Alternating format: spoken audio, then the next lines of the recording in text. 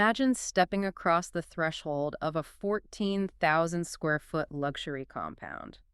Like, the air conditioning is perfectly calibrated, the marble floors are gleaming, and the host has prepared this gorgeous artisanal dinner for you and your closest friends. Right, the absolute pinnacle of Southern hospitality. Exactly. But then imagine that within 2 hours, that exact same dinner party completely devolves into a scene of such intense psychological warfare that guests are literally pulling out consecrated anointing oil, live reptiles are being deployed as props, and two women are locked in a screaming standoff on a gravel driveway. I mean, it is a complete spectacular collapse of the social contract. It really is. Welcome back, babes. We love you for being here. And Daves, we hope you're having an amazing weekend because we are about to unpack a situation so intensely chaotic that I genuinely considered looking up the local noise ordinance laws just while watching the episode. Oh, it is a truly fascinating case study. You take a group of highly successful, deeply image-conscious individuals, you can find them within the pressure cooker of a televised dinner party, and you just watch how quickly the veneer of etiquette completely evaporates. Evaporates. Gone. It is a masterclass in behavioral escalation.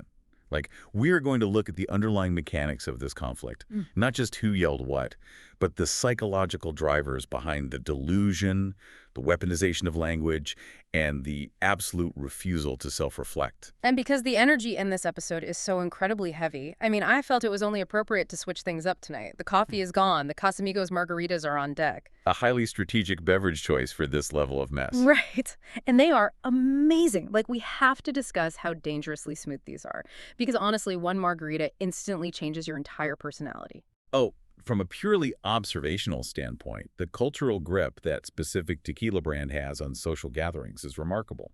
But on a biochemical level, a margarita is a fascinating catalyst for the exact kind of behavior we are analyzing today. It is the unofficial drink of the summer, honestly. You introduce ethanol into the bloodstream, and it immediately begins suppressing the prefrontal cortex, which is, the area of the brain responsible for impulse control, social filtering, and rational decision-making. It is an instant personality rewrite. Like, with the first sip, you are a grounded, rational adult. By the second sip, you are giving incredibly intense, unsolicited life advice to a stranger in a restroom. Exactly. And by the third sip, you are apparently ready to bring a literal bottle of holy water to a casual Tuesday brunch just to aggressively protect your peace. It lowers the barrier between your internal monologue and your external environment. Speaking of brand ubiquity, I know you have a running theory about the architects of this particular tequila empire. Oh, I do, and I am still waiting for the universe to deliver. Like, I still haven't seen a DM from George Clooney asking to sponsor our show. George, babes, go ahead and send us a DM. The delusion is strong today. Let me be delusional. I have the entire marketing campaign visualized. Just George, us, a massive picture of margaritas, and a luxury Sprinter van completely loaded with unresolved emotional baggage. I have to admire the sheer, unfiltered optimism of that vision. Yeah. It is actually quite on theme for today's discussion of grand delusions. Realistically, George Clooney is probably busy managing his multinational portfolio. He has a lot going on, sure. But analytically speaking, spiritually, I have to assume he supports the rigorous unpacking of human chaos. I like to imagine him tuning in, swirling his own glass, and just nodding along as we dissect these interpersonal train wrecks. I will take the spiritual alignment, spiritually sponsored by George Clooney, but you know who we are actually physically and tangibly aligned with? Our favorite people. Yes. No. You, the Snark Squad. We have to take a second to acknowledge the absolute avalanche of love we have received lately. The surge in correspondence has provided incredibly rich data. It really has. Between the comments, the DMs, the sweet messages, it feels surreal to realize we are building this little messy, glamorous community together. The situations you're all navigating in your daily lives mirror the exact behavioral patterns we analyze in these reality stars. Exactly. And babes, honestly, it means absolutely everything to us. Reading your messages while I have my morning coffee has become my favorite part of the day. It highlights a universal human urge. We all want to understand the why behind erratic behavior. Right, cognitive mapping with a salted rim. But pivot, because I need to tell the Snark Squad that the shady, snarky, or stupid listener submissions have been out of control lately. Oh, the level of self-sabotage documented in these submissions is genuinely staggering. In the best way possible. And babes, we need to read some. I pulled 3 messy listener confessions from their personal lives. Are you ready for this chaos? I have my analytical lens polished and ready. Let's hear the first one. Okay, confession number 1. A listener writes, I was up at 2 a.m. having a full existential spiral, stalking my ex from 3 years ago, and I accidentally double-tapped a photo from 2018. He was at a pumpkin patch. I immediately panicked, deleted the app, and deactivated my entire account. Oh, no. The second I read this, my stomach literally dropped. The absolute visceral terror of that double tap. This is the digital equivalent of breaking into an ex's house in the dead of night, tripping over a coffee table, and setting off the blaring alarm. Yes, it is so loud. Let's look at the behavioral vulnerability here. The 2 a.m. window is notoriously dangerous. Circadian rhythms are disrupted, cortisol levels are likely fluctuating due to anxiety, and cognitive fatigue has completely eroded your impulse control. But the detail that elevates this, it was a 2018 pumpkin patch photo. That is not a casual scroll. Exactly. To reach a photo from 5 or 6 years ago requires sustained, intentional archaeological digging. You are miles deep into the digital grid. You are excavating ruins. You are in the trenches. The platform algorithms are designed to keep you scrolling smoothly, but the tactile feedback of a screen makes a slip of the thumb inevitable over a long enough timeline. So debate time. Was this listener being shady, snarky, or stupid? It is definitively deeply stupid, and I say that with the utmost clinical empathy. Same. Oh my gosh, same. There is no snark here, because there was no malicious wit. There is no shade, because the entire goal was to remain unseen. It was pure, unadulterated user error driven by late-night emotional dysregulation. But wait, deactivating the entire account? That was the only mathematically sound tactical retreat available. Burn the entire digital identity to the ground. Start over in a new municipality. It is the only way. Okay, confession number 2. Proceed. I realize that the wall between my office and the HR department is incredibly thin. I've spent the last 3 weeks secretly pressing an empty glass water bottle to the drywall to listen to the office gossip instead of doing my actual job. Incredible. I am completely obsessed with the logistics of this. This is a fascinating adaptation to the modern open plan, or in this case, thin-walled corporate environment. What the listener is employing here is a classic acoustics hack. It is essentially mid-century espionage methodology. James Bond level dedication to office tea. The glass acts as an acoustic resonator. It captures the sound waves vibrating through the solid medium of the drywall and amplifies them into the hollow chamber of the bottle, directing them straight into the air. But the risk. Like, imagine the HR director walking out of their office and catching you fully mounted to the drywall like a gecko with a Dasani bottle. I would simply evaporate into the carpet. The risk-to-reward ratio is astronomically poor. You are risking termination for secondary information. But let's classify it. Shady, snarky, or stupid? This is the textbook definition of shady. Definitely shady. It is covert, it is highly invasive, and it is entirely self-serving. Shady behavior thrives in the unseen spaces. You are operating in the shadows to extract asymmetric information without contributing to the social exchange. I cannot argue with that. It is profoundly shady, but I have to respect the sheer resourcefulness. All right, the final confession. Bring it in. I spent 3 weeks straight stalking an acquaintance's Instagram because I was obsessed with her interior design. I ran into her at the grocery store, panicked, and pretended I had literally no idea who she was when she said hi. I actually introduced myself to her. Oh, the psychological collapse. Oh, no. This is agonizing to read because I think we have all experienced some micro version of this exact panic. We are looking at a massive cognitive short circuit here. Let's break down the mechanics of the panic override. Over those 3 weeks, the listener accumulated a vast, highly specific database of asymmetrical information about this acquaintance. Right, like you know the exact thread count of her throw pillows. Exactly. You know the layout of her kitchen island, perhaps even her dog's middle name. You know the lighting in her guest bathroom better than you know your own. Precisely. So when the digital avatar suddenly manifests in your physical reality, right next to the produce section, your brain experiences a catastrophic processing error. It just shuts down. To acknowledge her normally requires a terrifying calculus. You have to calibrate exactly how much you're supposed to know about her versus how much you actually know. The brain realizes that any casual conversation might accidentally reveal the depths of the digital surveillance. It's the guilt. You feel like an absolute criminal, so your brain just hits the factory reset button and decides the safest route is total amnesia. It is an involuntary defense mechanism. But the verdict? This is snarky. Wait, really? Snarky? Yes. While it is driven by internal panic rather than external malice, treating someone you tangentially know as a complete stranger is a profoundly snarky interpersonal maneuver.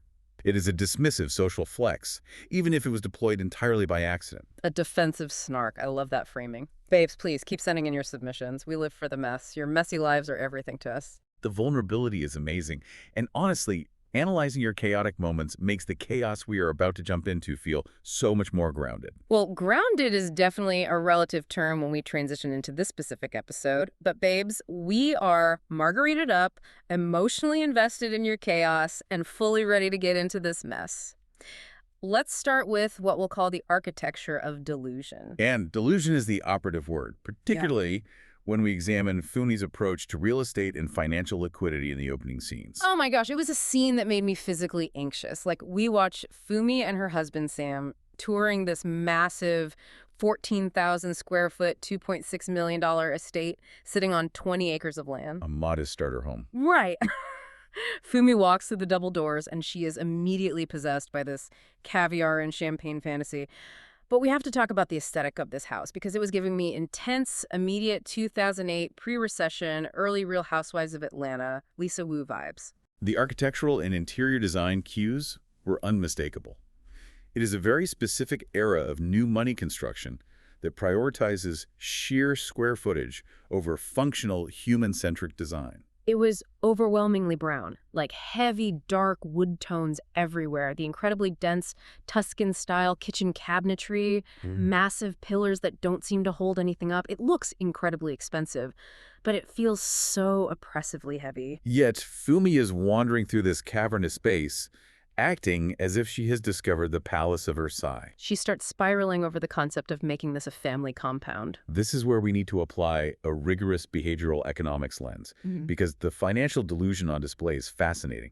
Funmi is touring a property listed at $2.6 million. Her sister, who is acting as the realtor, is actively enabling the fantasy. Because she wants that commission check. Precisely. But in her own private confessional to the camera, Funmi explicitly states her financial reality. She proudly claims to be a six-figure content creator, which, is a commendable achievement. But in the very next breath, she admits that her entire income is strictly her play money. She actually called it purse money. I screamed. She literally said her income is bag money and shoe money. She openly admits she doesn't use her funds to pay Uncle Sam, meaning taxes, or to contribute to the actual household overhead. It is staggering. She's expecting her husband to completely underwrite a multi-million-dollar mortgage on a 14,000 square foot compound so she can continue to buy red-bottom shoes. She fundamentally misunderstands the concept of liquidity versus luxury expenditure. Earning six figures in gross revenue as a content creator does not equate to the liquid capital required for a 20% down payment on a $2.6 million estate, let alone the staggering monthly carrying costs. The property taxes on 20 acres alone. Exactly. The commercial level HVAC, maintenance, landscaping, utilities. She is suffering from the Diderot effect on a massive scale. Okay, wait. What is the Diderot effect? Because it sounds exactly like what she has. The Diderot effect is a psychological phenomenon where acquiring a new possession creates a spiral of consumption. You buy a luxury bag, and suddenly your current wardrobe looks inadequate, so you upgrade the wardrobe.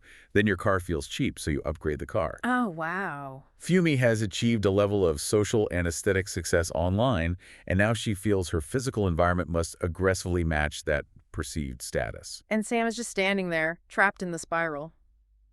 I have to give Sam credit because he is the absolute anchor of reality in this scene. He is the economical voice of reason. He's attempting to introduce friction into her frictionless fantasy. He is standing in the middle of this echo chamber of brown wood, gently pointing out the glaringly obvious data point. They currently live in a 5-bedroom home that is perfectly functional. He points out that their children are happy where they are. And Funmi's counterargument is completely unhinged. She tells him, "We have 20 acres. We can build houses for the boys and their wives on the property." The boys who are currently pre-teens. These boys are literally children. She is attempting to zone a multi-generational housing development based on current Instagram brand deal revenue. It is a textbook example of lifestyle inflation triggered by proximity. If we look for the deeper why, the underlying motivation for this sudden, desperate urge to uproot a stable family for a 14,000 square foot albatross, it is not driven by a genuine need for shelter or space. No, it is entirely driven by social comparison. It has to be about Stormy. Precisely. Stormy, the undisputed alpha of this social circle, operates from a sprawling luxury compound in Huntsville. Funmi is exposed to that environment, and her competitive instinct completely overrides her financial logic. She has to match the alpha. She believes that acquiring the physical aesthetic of a massive estate will validate her status and put her on equal footing within the group's hierarchy. It's the keeping up with the Joneses syndrome on absolute steroids. Even the sister, the realtor who stands to make a massive commission, realizes how disconnected this is. When Funmi pushes to move forward, the sister hilariously suggests they need to pray over the contract. Ah, yes. Pray over the contract is a beautifully polite, geographically specific linguistic mechanism. What does it actually mean? It translates directly to, I have seen your debt-to-income ratio, and it will not survive the underwriting process of a conventional bank loan. It is the ultimate Southern real estate shade. I love it. But let's shift the energy entirely, because we move from the cavernous empty mansion to the claustrophobic confines of the Sprinter van. The mobile pressure cooker. Yes. And we have to acknowledge that historically, the Sprinter van is the absolute crucible of reality television. It is an enclosed, moving box where there's no way to run, and the social pressure just builds and builds. But before the drama hits, Amber receives a phone call. This was a vital moment of genuine human vulnerability amidst all the posturing. It really was. Amber's fertility doctor calls her on the van. They tell her that her estrogen levels are absolutely perfect. Yeah. She has 12 healthy, mature follicles ready to go, and she is officially cleared to take her trigger shot for IVF egg retrieval. A massive medical victory. Watching her face light up, I was genuinely emotional for her. The physical toll of those hormone injections is brutal. The emotional roller coaster of IVF is exhausting. And to receive that definitive positive news right as you are trapped on a van with a group of highly volatile women, it is huge. We need to contextualize the biology here to understand her emotional state. The IVF process requires massive doses of exogenous hormones to hyperstimulate the ovaries. Her body is flooded with synthetic follicle-stimulating hormone. She is basically a walking hormone at this point. Getting the green light for the trigger shot, which is designed to force the final maturation of the eggs, means the grueling physical phase has succeeded. It is profound relief, and it fundamentally alters her emotional baseline for the rest of the day. The relief she felt must have been overwhelming. She drops her defenses. She feels a sense of biological triumph. But, ironically, lowering those emotional shields leaves her completely unarmored and unprepared for the psychological warfare she's going to be subjected to at the dinner table later that evening. She thought she was going to a celebration, not the front lines. But this incredible news about IVF naturally triggers a wave of baby fever throughout the van, and I completely relate to this. When women start talking about babies, it is infectious. It is a biological imperative. There is something about the visceral, intoxicating scent of a newborn. It's like warm milk, clean cotton, and pure serotonin. It bypasses logic and goes straight to the mammalian brain. The olfactory trigger of a newborn is an evolutionary mechanism designed to ensure caregiving. But what is fascinating is how this biological discussion is immediately hijacked and weaponized by Tiffaney. The pivot gave me whiplash. We go from babies smell amazing to Tiffaney dropping an absolute foundational bombshell about her marriage, delivered with the casual tone of someone ordering a coffee. Just incredibly casual coercion. She casually announces that she wants another child, but her husband actively wants a vasectomy. He wants an empty nest so they can spend more time together as a couple. Let's isolate this dynamic, because it is an alarm bell ringing in an empty room. Her husband has explicitly communicated a boundary regarding his bodily autonomy and his vision for the trajectory of their shared life. He is asking for intimacy and a shift into a new phase of the marriage. And Tiffany's response is bone-chilling. She brushes it off and says, I can spend time with you after I put the new kids to sleep. Trust your wife. Trust your wife. Trust your wife. He is telling you he wants a surgical intervention to prevent reproduction, and you are overriding him with, trust me. It is the ultimate dismissal of a partner's agency. Analytically speaking, forcing or coercing a spouse into having more children when they're a definitive vocal no is a guaranteed catalyst for profound systemic marital resentment. You cannot compromise on the creation of a human life. There is no middle ground. You can't have half a baby. Like, if one person is a no, the couple is a no. Exactly. But framing this coercion as trust your wife is deeply manipulative. She is attempting to rebrand a massive violation of his boundaries as an act of faith. It demonstrates a stunning lack of empathy. She just doesn't care what he wants. She is entirely unable to decenter her own desires to consider her partner's reality. And I bring this up because this specific lack of empathy, this inability to see a situation from anyone's perspective but her own, becomes the defining behavioral trait of Tiffaney's entire arc in this narrative. It is the blueprint for everything she does later that night, and she immediately demonstrates this exact trait on the van when she attempts to clear the air with K'la. We have to unpack this interaction because it is a masterclass in covert aggression. This stems from the unresolved baggage of the previous luncheon, where K'la felt ambushed by another cast member, Kendra. Right, so Tiffaney initiates what sounds like an apology. She tells K'la that she is sorry and that it was never her intention for K'la to feel ganged up on or targeted. A standard PR apology. But before K'la can even fully process the apology, Tiffaney immediately pivots and interrogates her. She demands to know why K'la ran straight to the phone to call Stormy the second the luncheon ended. The apology was merely a Trojan horse to deliver the interrogation. Exactly. And K'la sits there, perfectly poised, playing the ultimate victim. She defends herself by saying, "I only called Stormy for clarity. I was confused by what happened. I am never on a diabolical mission." As a general rule of human behavior, explicitly stating, "I am never on a diabolical mission," is the linguistic signature of someone deeply entrenched in a diabolical mission. It is the reality TV equivalent of "I come in peace" while holding a laser blaster. Like, I do not buy Kayla's innocent, wide-eyed act for a single second. Nor should you. We must critically examine Kayla's narrative of confusion. Is she truly this naive, passive victim buffeted by the winds of other people's drama? Or is she deploying weaponized incompetence to manipulate the power dynamics of the group? It has to be weaponized incompetence. If we look at the data provided by Amber in her confessional, the picture becomes clear. Amber is so over K'la. Amber bluntly states that K'la doesn't have her own mind and warns that you never really know what she's capable of. Amber recognizes the pattern. K'la uses her alleged confusion as a shield. By calling Stormy, who is the wealthiest, most influential member of the group, immediately after the conflict, she was not seeking clarity. She was acting as an information broker. She was transmitting raw intel. Precisely. Information is currency in these social hierarchies. K'la secured her alliance with the Alpha by offering up the exclusive details of the conflict before anyone else could control the narrative.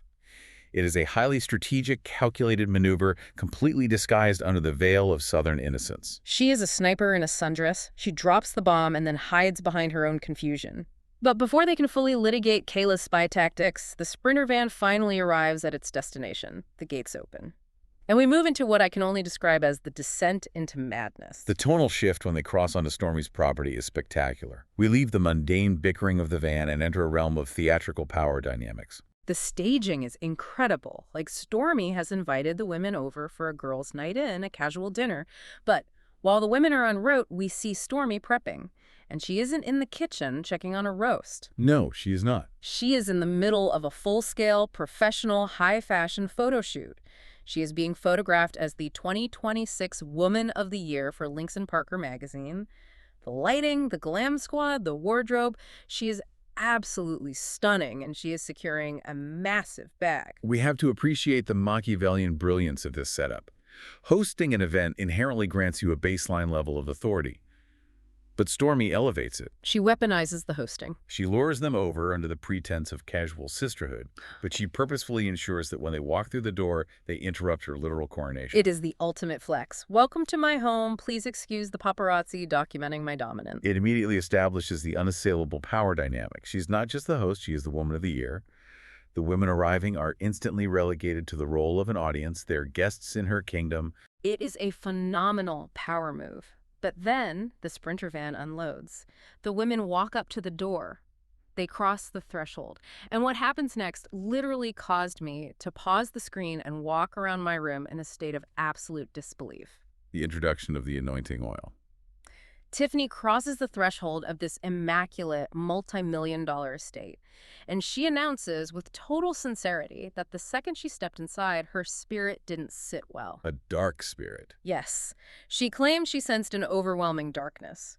So to combat this, she pulls out a physical bottle of holy oil that she brought with her and begins anointing herself to protect her aura from Stormy's demonic energy. We must ruthlessly dissect the psychology of bringing consecrated oil to a dinner party, because this crosses the line from quirky reality television behavior into something bordering on sociopathic manipulation. Please break down the sociology of this because it enraged me on a visceral level. Let us apply basic logic to her stated premise.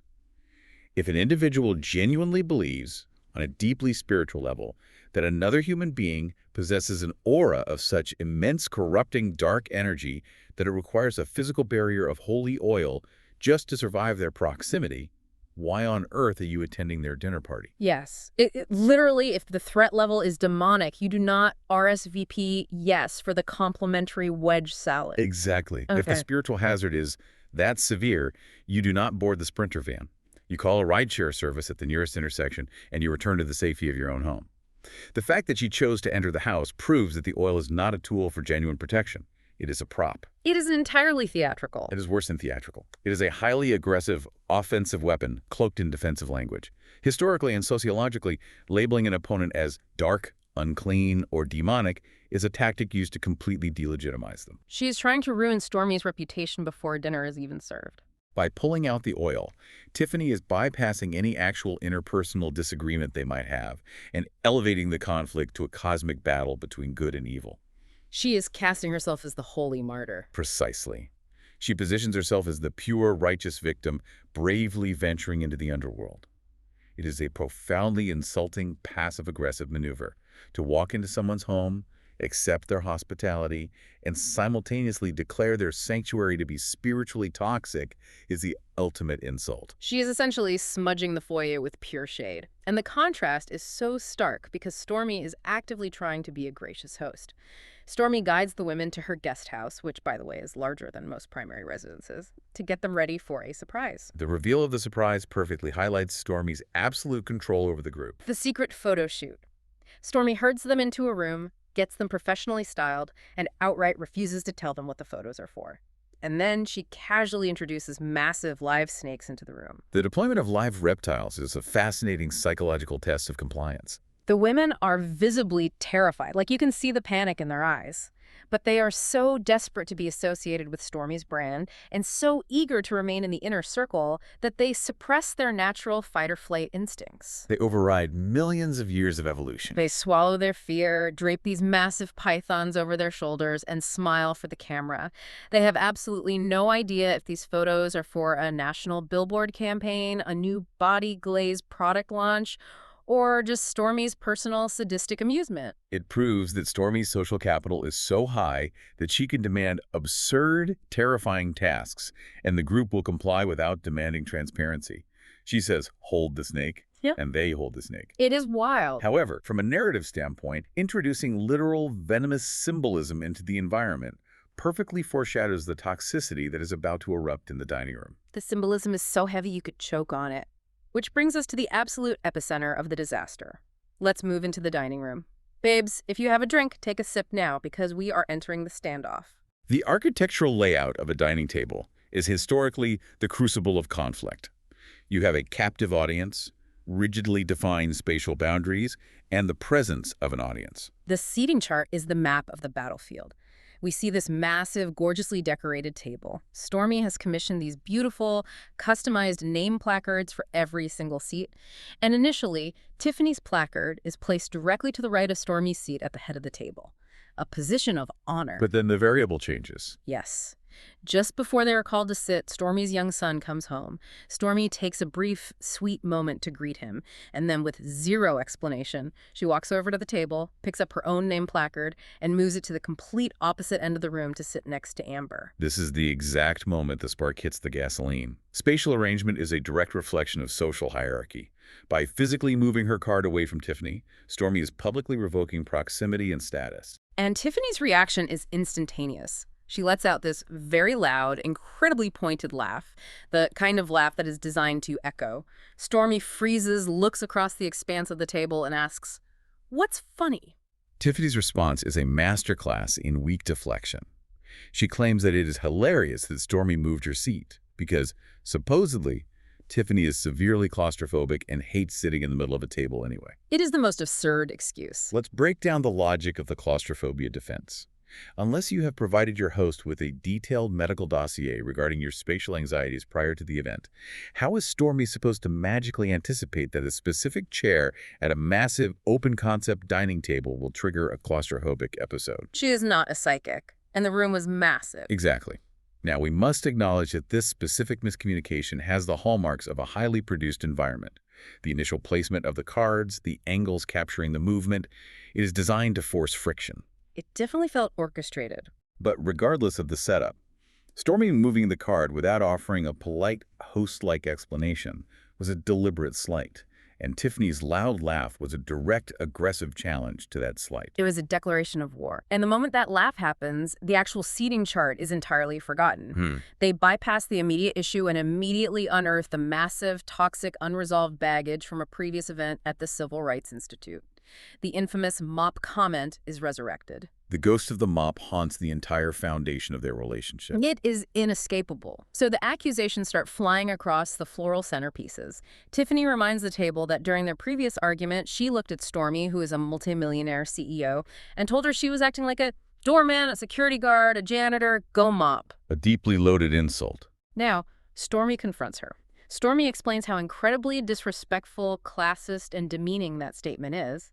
But Tiffaney completely refuses to back down. She doubles down. She looks Stormy dead in the eye and claims, with a straight face, that telling someone to go mop is an act of service and a profound sign of spiritual humility. This specific defense requires an absolute masterclass in linguistic gymnastics and cognitive dissonance. I was screaming at my television. The sheer, unadulterated absurdity of attempting to weaponize a janitorial mop as an instrument of spiritual blessing. Are you kidding me? It is utterly absurd, but it is a highly calculated manipulation tactic. Yeah. What Tiffaney is executing here is a form of Darvo deny, attack, and reverse victim and offender. Ooh, explain that. She is attempting to cloak blatant classism and condescension in the unimpeachable language of the church. She took a sharp, cutting insult specifically designed to put a wealthy woman in her place by comparing her to manual labor. And when she is held accountable for the cruelty of that statement, she hides behind the concept of biblical humility. Yes. She is essentially saying, I wasn't insulting you by calling you a janitor. I was trying to save your arrogant soul. It is the most toxic, insidious form of gaslighting. She is trying to make Stormy feel bad for being offended. But Stormy's analytical defense in this moment is actually quite sharp and accurate. Stormy refuses to accept the spiritual rebranding. She correctly identifies the root cause of Tiffaney's behavior, deep-seated insecurity and jealousy. Stormy reads her for filth. Stormy points out that Tiffaney looks at Stormy's tangible success, the estate, the massive business empire, the Woman of the Year title, and feels deeply threatened. Because Tiffaney cannot compete financially or professionally, she uses the mop comment to demean Stormy, to artificially lower Stormy's status. It is all about pulling her down a peg. Stormy notes that Tiffaney constantly brings up money, relying on the cliche that money can't buy class, which only proves that Stormy's wealth is a massive sore spot for Tiffaney.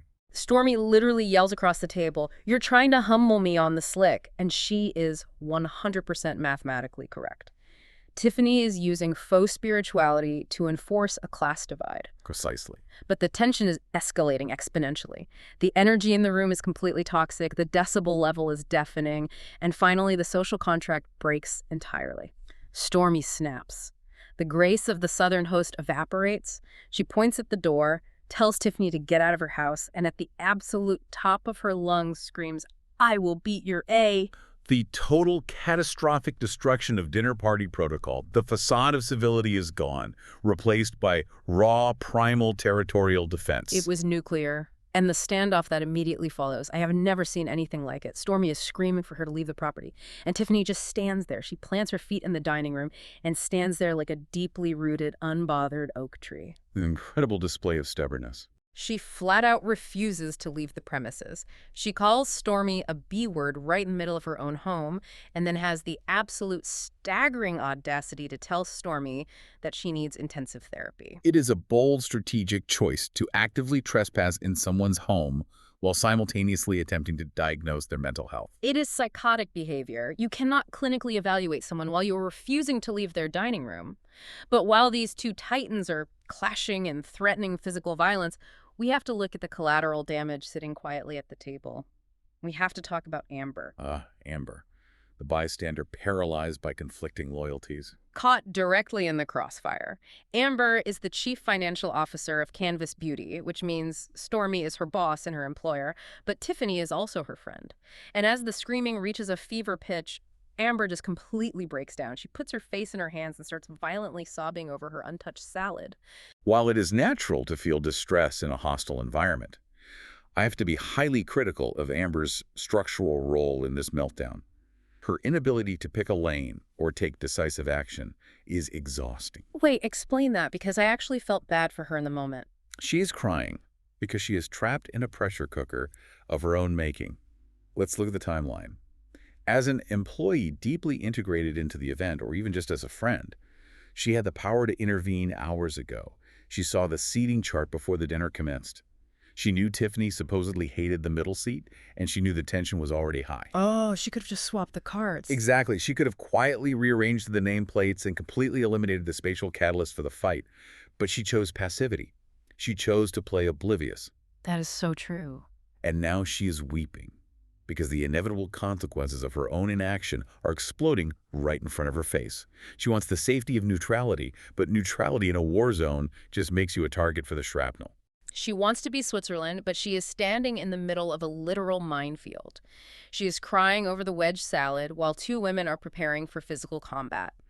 Eventually, the sheer force of Stormy's rage wins out, and we get to the ultimate retreat. The tactical withdrawal to the Sprinter van.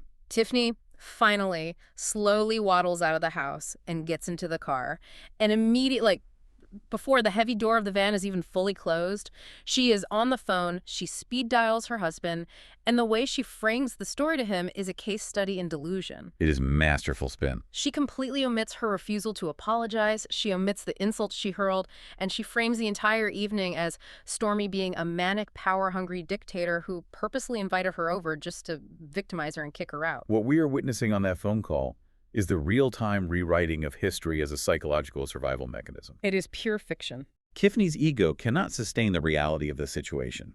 Admitting that her own stubborn refusal to genuinely apologize for a cruel, classist comment led directly to her humiliating eviction would require a level of accountability she simply does not possess. She is incapable of it. Therefore, cognitive dissonance forces her to cast Stormy as a cartoon villain who orchestrated an unprovoked ambush. It is a stunning, absolute refusal to engage in even a singular moment of self-reflection. Zero self-reflection. She is staring directly into the void, and the void is holding a bottle of holy oil, but the chaos was not contained to the dining room. We have to touch on the secondary conflict because there was a totally separate drama blowing up right on the periphery of the estate. A fascinating micro-study in digital versus physical bravery. Exactly. Amidst the mop trauma, K'la pulls K'la aside to confront her. They step away, and K'la is heated. She confronts K'la over a highly shady, aggressive comment K'la left on social media. K'la accuses her of having keyboard courage and straight up bullying her online. A very modern confrontation. Now, K'la has already had an emotionally exhausting day. She's actually crying before the conversation even fully starts. And instead of owning the comment, K'la completely deflects and plays the victim. This dynamic is a textbook sociological phenomena, highly amplified by the modern reality television environment. Please explain the mechanics of keyboard courage because it drives me absolutely insane. Psychologists refer to this as the online disinhibition effect. The digital interface, the screen, provides a false sense of security and abstraction. When K'la types a devastating, venomous critique on Instagram, the target isn't a living, breathing human to her in that moment. K'la is reduced to pixels. The lack of immediate physical blowback allows for extreme bravado. You feel invincible behind the screen. Precisely. But asynchronous digital communication is vastly different from synchronous physical confrontation. When K'la demands accountability face-to-face, K'la is suddenly forced to deal with the physiological reality of conflict. The human body reacts with fight, flight, freeze, or fawn. And she chose fawn. K'la's chosen defense mechanism is to fawn and cry. The digital bravado completely evaporates in the presence of physical stakes. It is so incredibly weak.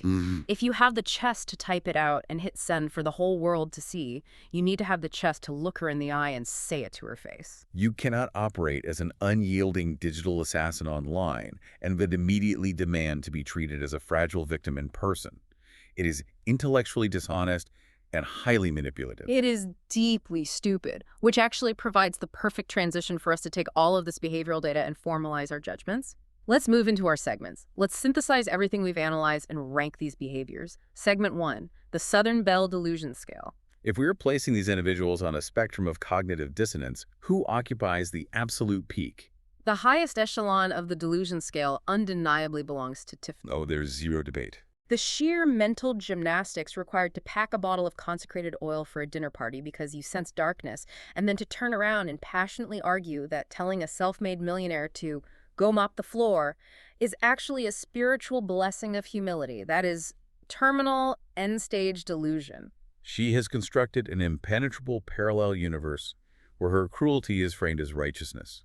She has completely isolated herself from objective reality to protect her ego. It is wild. But we must also acknowledge the financial fantasy land occurring on the other end of the spectrum. Yes, Funmi is occupying a very strong second place on the delusion scale, attempting to purchase a $2.6 million 20-acre estate using literal, self-described purse money. Bag money. Expecting your husband to underwrite a generational compound simply because you desire the aesthetic of a wraparound porch for your content creation? Yeah. That is the absolute definition of soft life delusion. She is floating completely untethered from the earthly constraints of a mortgage underwriter. And conversely, who demonstrated the most grounded, reality-based behavior amidst all the chaos?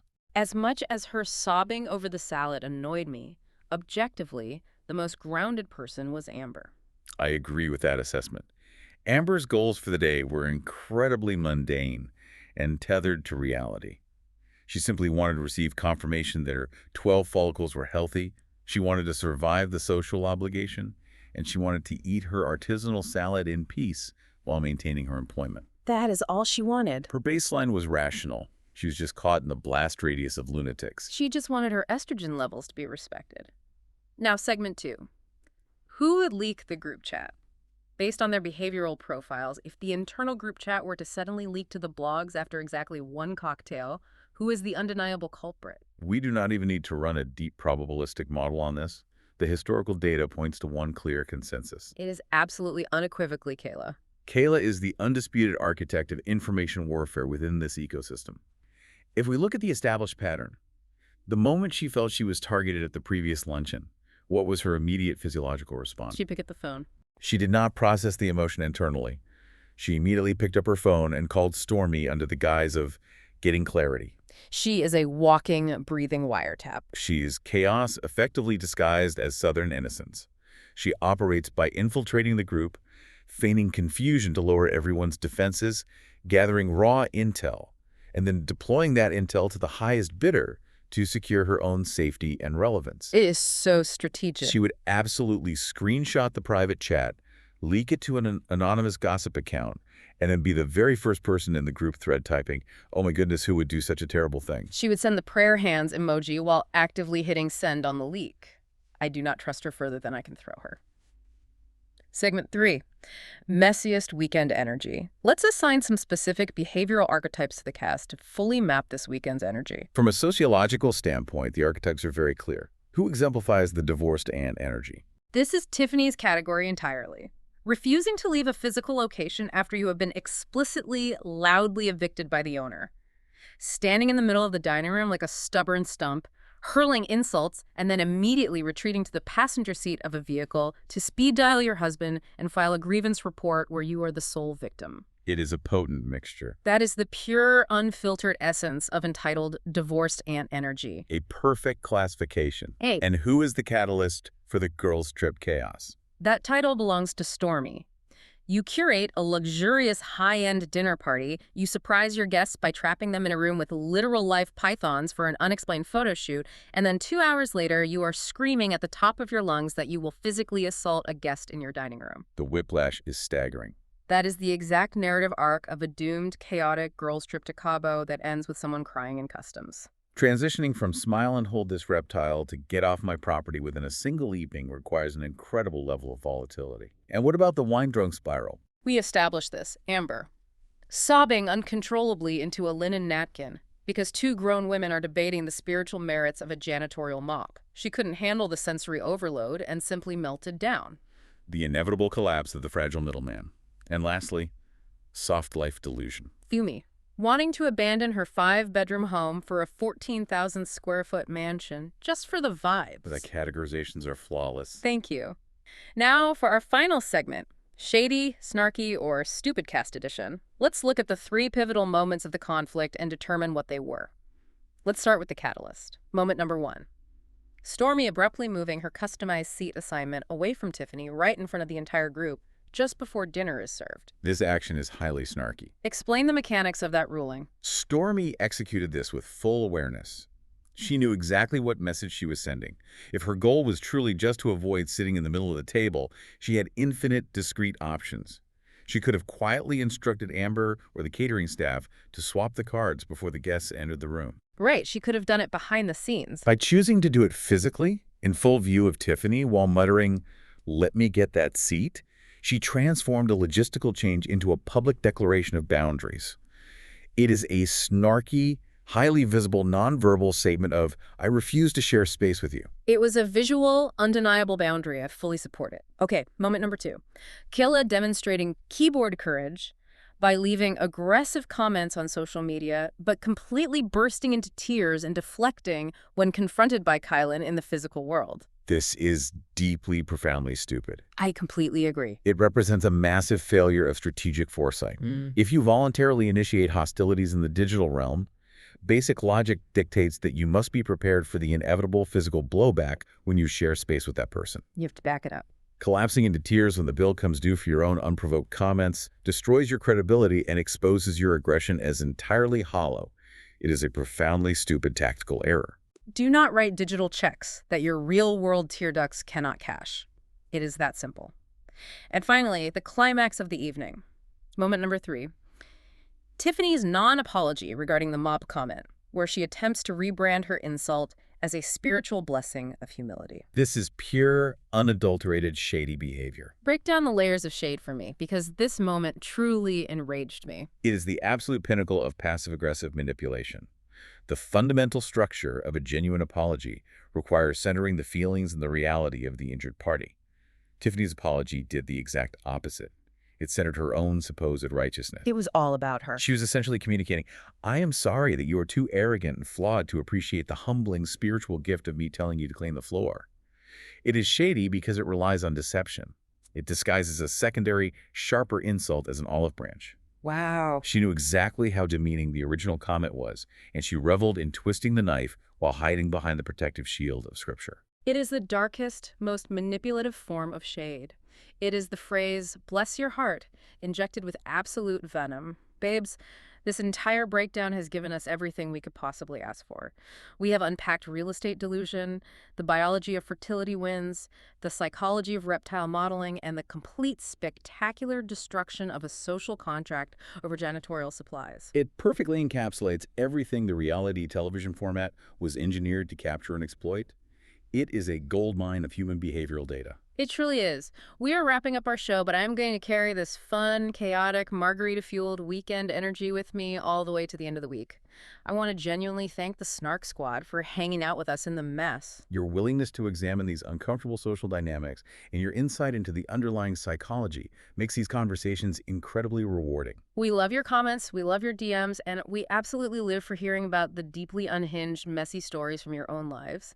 Please do us a favor, like, comment, subscribe, and keep sending in those shady, snarky, or stupid submissions. We rely on them.